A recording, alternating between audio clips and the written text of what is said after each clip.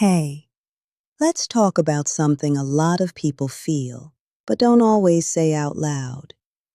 There's a difference between living alone and feeling lonely.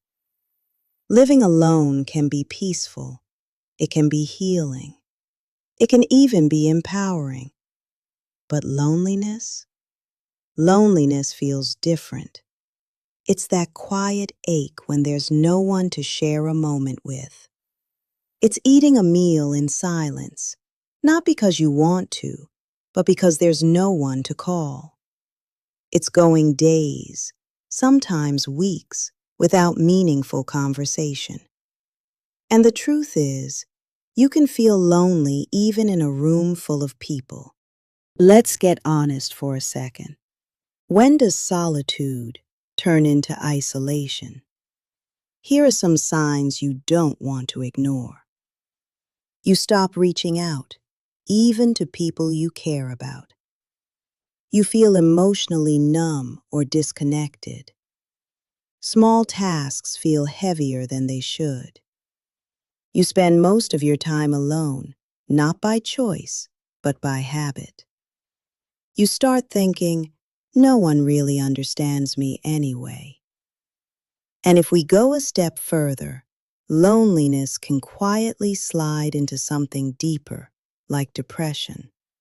That can look like low energy even after rest, loss of interest in things you used to enjoy, changes in sleep or appetite, feeling stuck or hopeless.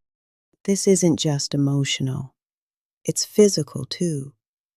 Studies have shown that chronic loneliness can increase the risk of heart disease, stroke, and even early death. Before the pandemic, research suggested that loneliness could be as harmful as smoking 15 cigarettes a day. After the pandemic, rates of loneliness spiked, especially among older adults, remote workers, and young adults who feel disconnected despite being online all the time. So this isn't small, and it's not something to brush off. This video might be for you if you're an empty nester and the house got quiet overnight. You're newly divorced, trying to figure out who you are again. You're an introvert who enjoys solitude, but maybe it's gone a little too far. You've been living in fear of people, of rejection, of the world. Or maybe your budget is tight and you've convinced yourself that connection costs money. Let me challenge that thought right now. Connection doesn't require wealth, but isolation will cost you more than you think.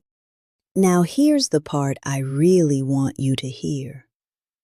Being alone doesn't have to mean being stuck.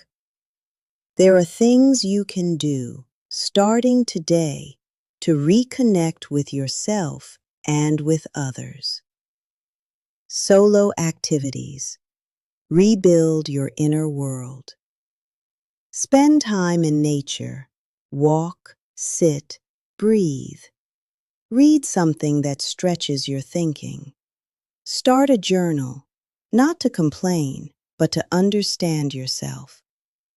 Learn something new, cooking, language, music, even trading.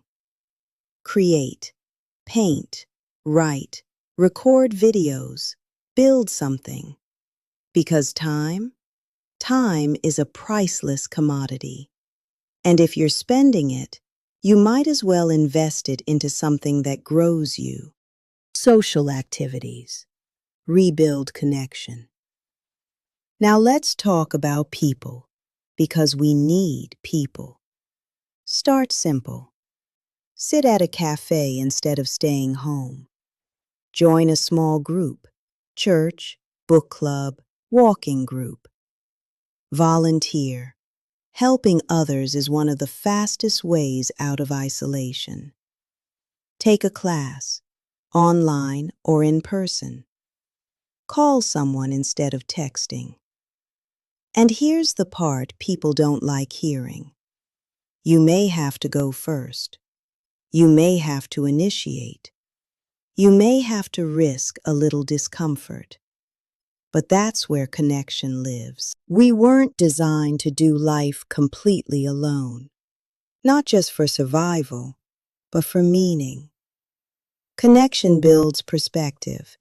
It strengthens emotional health. It reminds you that you matter and that other people do too.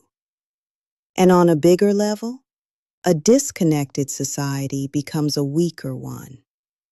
But when people engage, support, and show up for each other, that's where real strength comes from. So if you've been telling yourself, I'm fine, I'm just keeping to myself, check in again, because peace and isolation can look similar on the outside, but they feel very different on the inside. And if something in you knows it's time to reconnect, don't wait. Start small. Start today.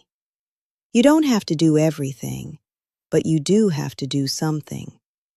And remember, to the world you might be just one person, but to one person you might be their world.